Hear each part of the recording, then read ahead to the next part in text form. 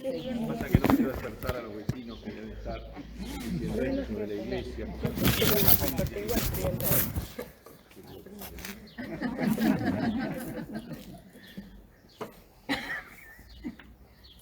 Se pregunta, fíjense que hoy el tema de la mujer está presente de una manera directa en la primera lectura, el libro de los Proverbios, muchos años antes de Cristo, del Antiguo Testamento. Y luego está presente también en la carta a los tesalonicenses. Es como la mamá cuando va a parir, ¿no es cierto? Y de alguna manera también muy presente, ahí son servidores fieles, pero por eso se pone junto con la primera lectura en esta parábola que tanto conocemos de los talentos. Entonces uno se pregunta, se acomoda la iglesia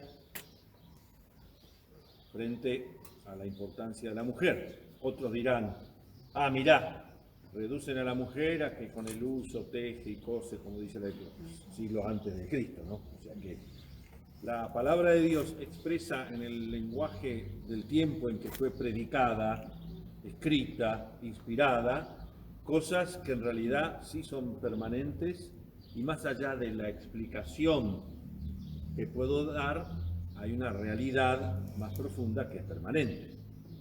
Porque la conclusión de la primera lectura no es, señoras, ahora, de ahora adelante, eso sería fundamentalismo, a coser y a bordar, porque lo dice la Escritura. Algunos lo interpretan así.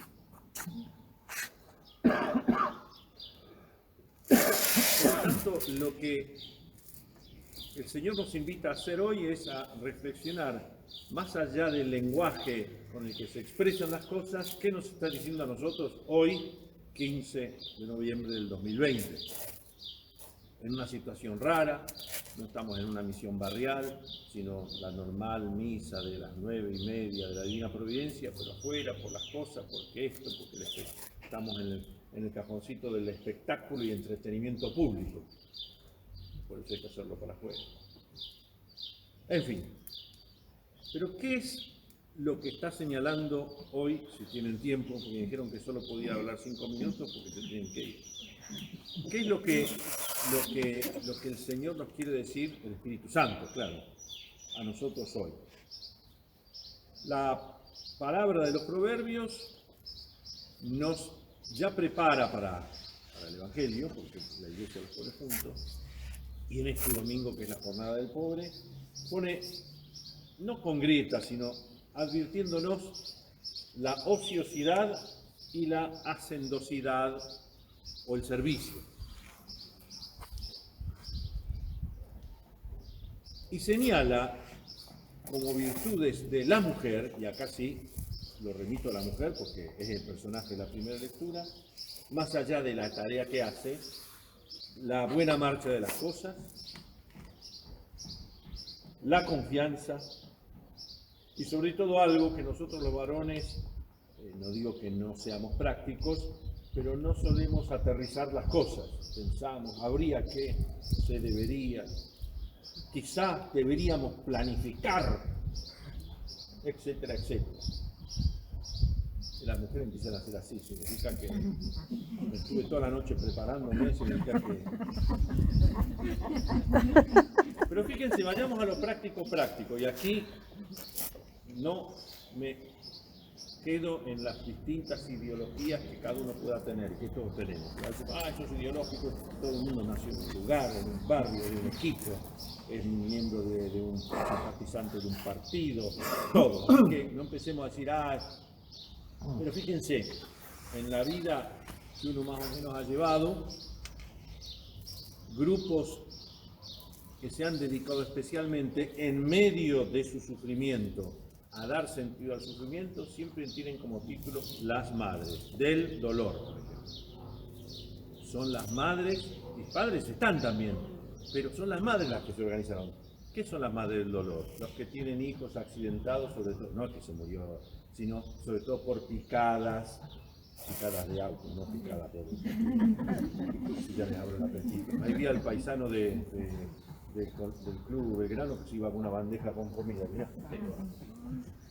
Y no era para ponerle alcohol, era para... sino las picadas. Y todos, y en Buenos Aires hay muchas, bueno, acá también.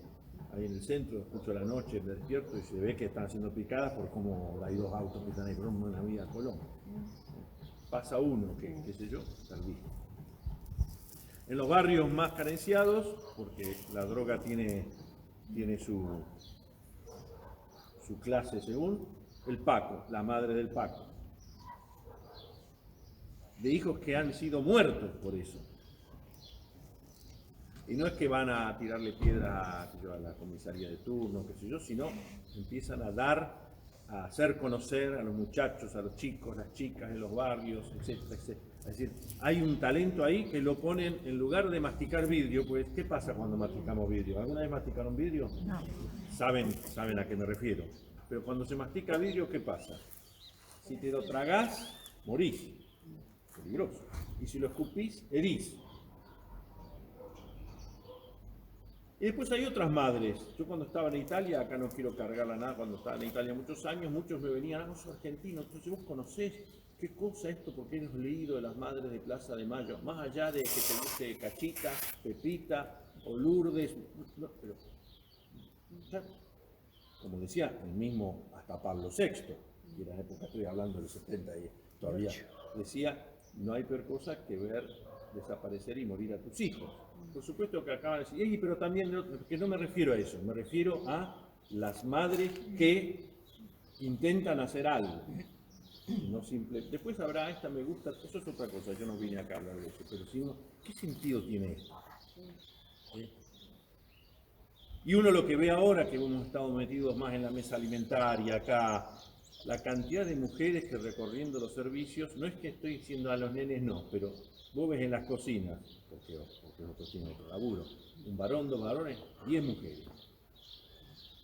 Y no es porque ahí estén el sueldo, sino generan lo que no alcanza a hacer los Cáritas, lo que no alcanzan a hacer los servicios parroquiales, ahí están.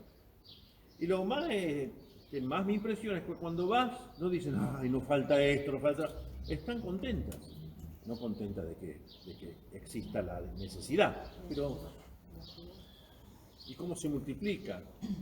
Aún con la pandemia, dicen, bueno, pandemia, yo no voy, sino, bueno, organicemos, no es que hagamos puntos calientes donde cada uno trae su tupper y qué sé yo, y tiene que sanitizarlo cada uno.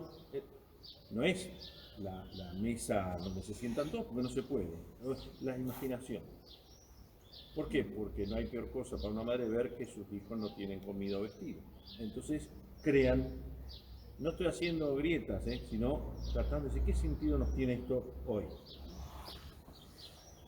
¿Por qué? ¿Cuál es la virtud que en ese texto de Proverbios abraza, colecta todas estas virtudes que va más allá si el uso, si la rueca, si teje, si es hacendosa? Ahí lo dice, el temor de Dios. ¿Ustedes saben lo que es el temor de Dios? Seguro que sí. En la confirmación se habla mucho, unos 7 dones.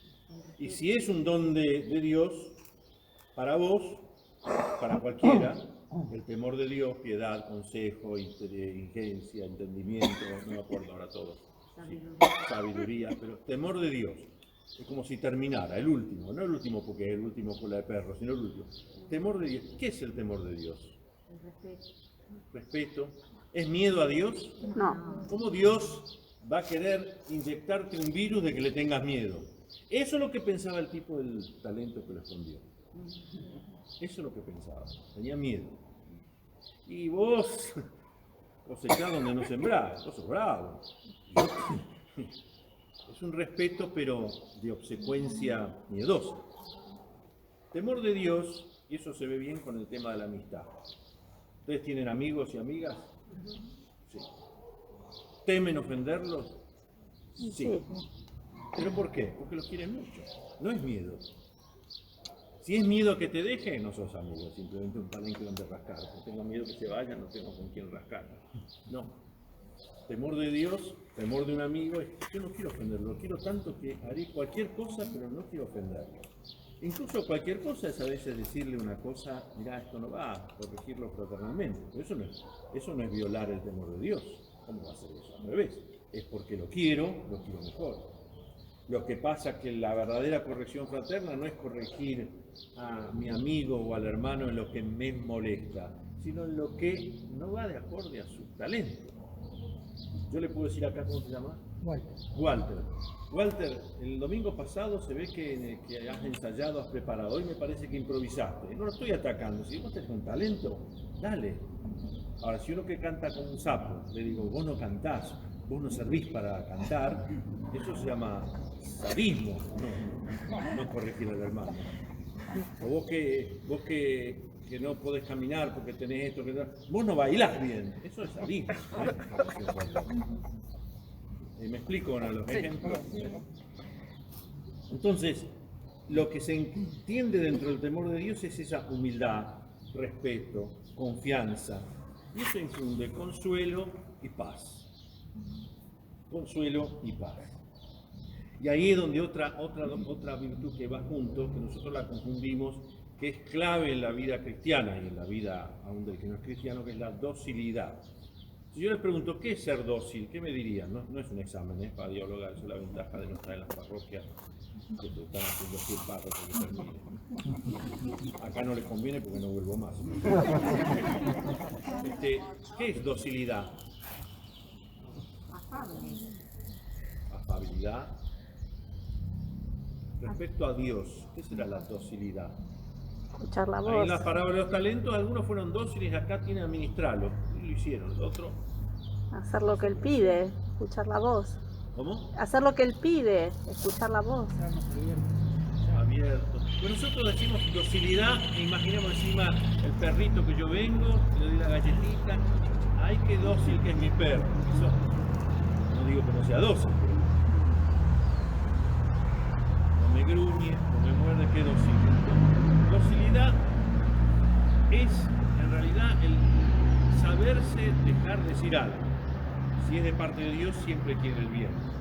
Porque docilidad no es decir a todo el mundo, tenés razón. Dios es distinto.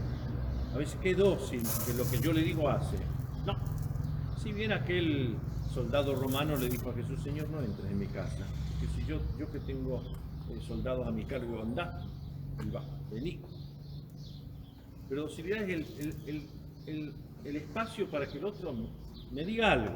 Aunque yo después diga, mira, no sé si están así, pero si yo apenas empiezo a hablar el otro, ya digo, no, bla, bla, bla, bla, entonces, docilidad.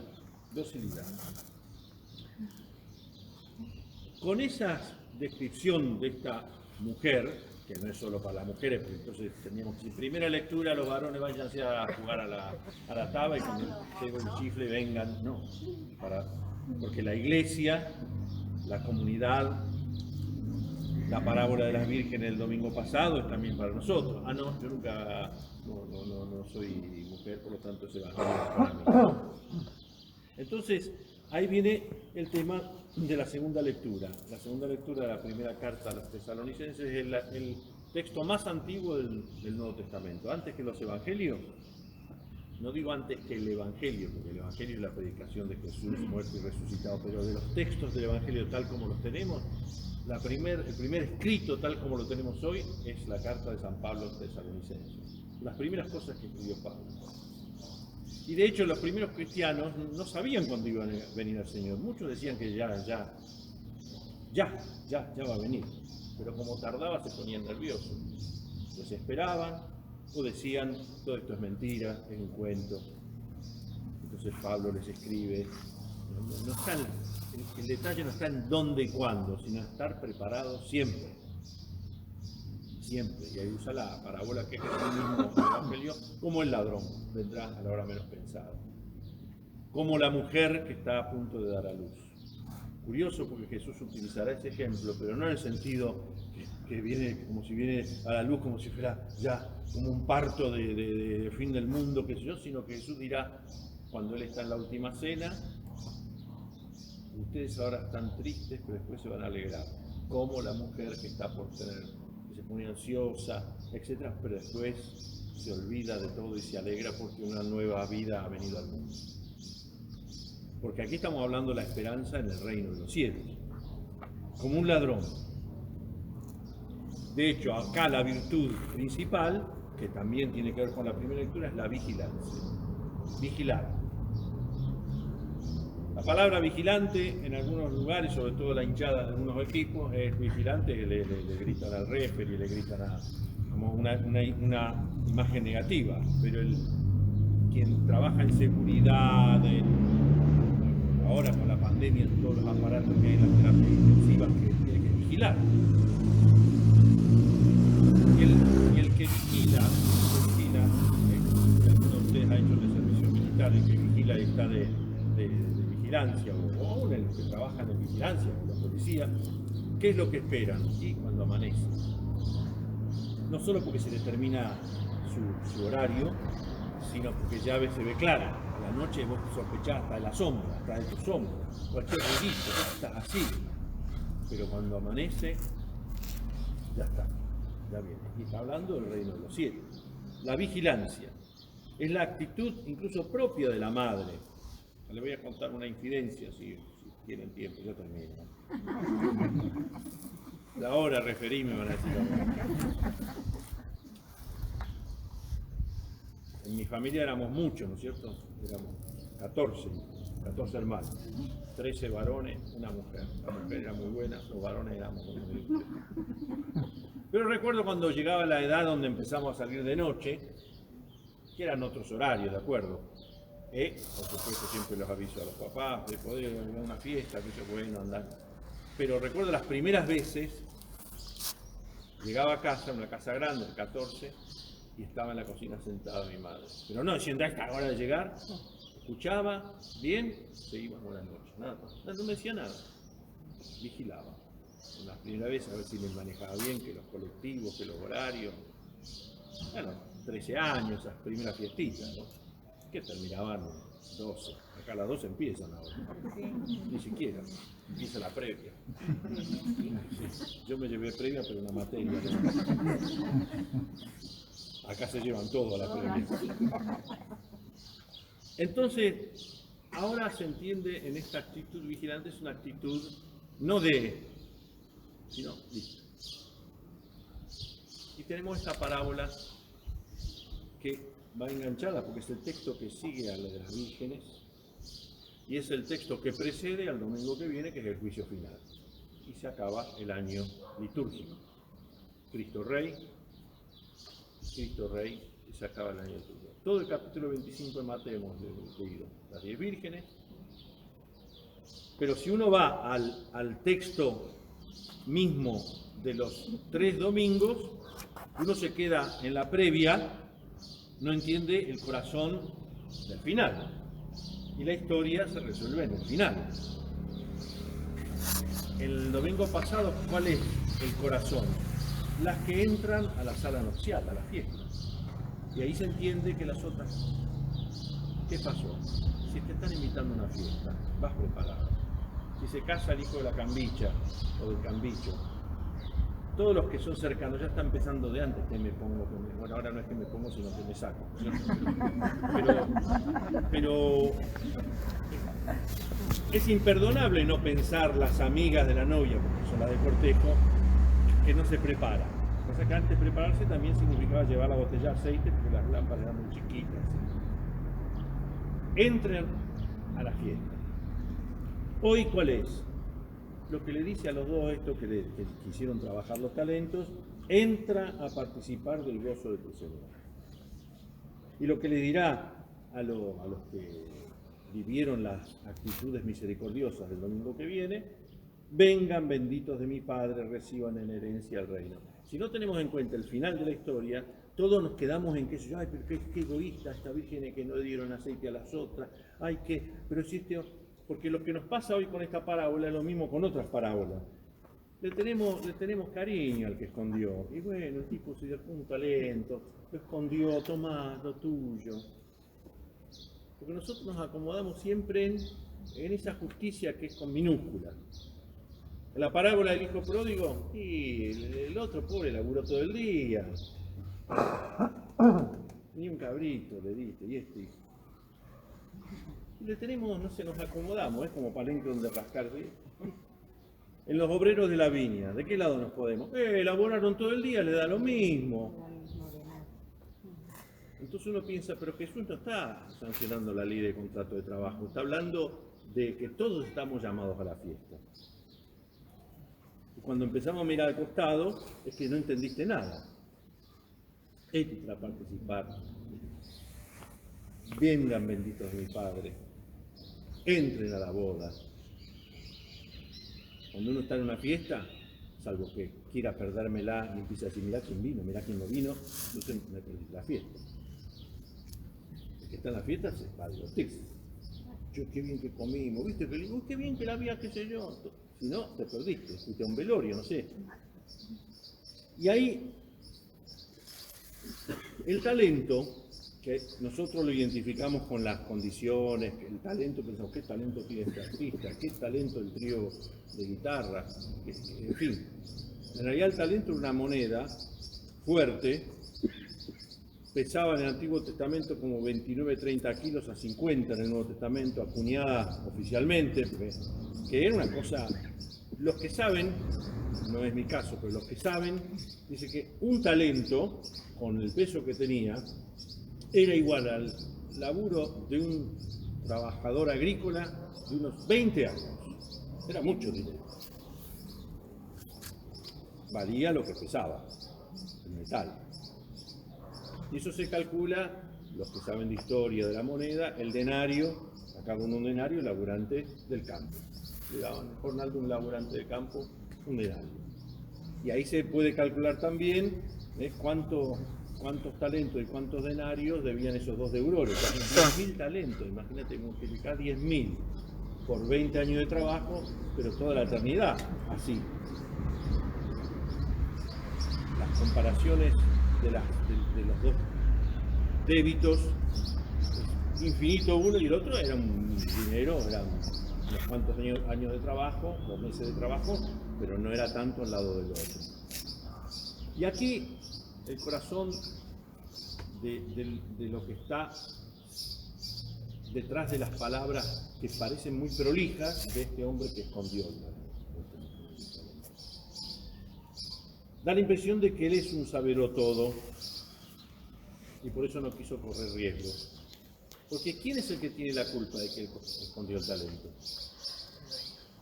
El dueño, el jefe, su señor.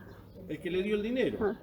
Porque vos sos muy exigente. Yo sé que vos recogés donde no sembrás. Yo sé que vos juntás donde no desparramás. Por eso, y uno le dice, porque lo que está detrás dice, tus mismas palabras te condenan. No correr riesgos, poner el dinero al seguro, enterrar la vida. Pero la parábola esta, para terminar, es una especie de enseñanza sobre las leyes financieras, las nuevas leyes de los bancos, porque dice, mirá, Jesús le dice que vaya al banco, sería un fundamentalista, si, no, hay que poner en el banco, lo dice el Evangelio de hoy. No. Eso se relaciona con la jornada de hoy, y esto mismo lo dijo el Papa Francisco esta mañana en la misa de la Jornada Mundial del Pueblo. El banco donde nosotros multiplicamos nuestros talentos, volvemos a estas madres de las que hablamos. Es cuando servimos a que sufre, servimos al que tiene hambre, servimos al que no tiene. Eso es un talento. El talento no es para mirarse al espejo y tocar la guitarra frente al espejo, a ver qué tal, sino toco para la comunidad. Enseño a los que no saben. Por eso se habla de las obras de misericordia corporales y las que no son corporales, la espiritual. Enseñar al que no sabe, alegrar al que está triste. No son para mí, no son espejos para mirarme. Vigilemos entonces, porque del amor surge y fluye, ahora que está de moda la palabra fluir, el coraje, la generosidad, la libertad. Vigilar con alma, vida y corazón. Y vigilar es, cuando uno vigila, empieza a darse cuenta, va a venir el Señor. ¿Y dónde lo veo el Señor? Justamente, si vigilo bien, no vigilo, perdón, allá viene una estrella fugaz, ¿será que viene el reino de los cielos? Si no, lo mismo que hizo Jesús. Que María, Madre de la Divina Providencia, que la entendió la cosa, sin necesidad de ir a la universidad, ni tener títulos académicos, no es que no haya que tenerlos, son talentos, aprovechar, entendió eso, entendió que su prima necesitaba, pero yo estoy embarazada, me dijo el señor, mejor me quedo acá, no, sin demora. Y gracias por invitarme. Me hacen así, pero me parece que es porque ya están. Y ahora pongamos en comunión nuestra fe.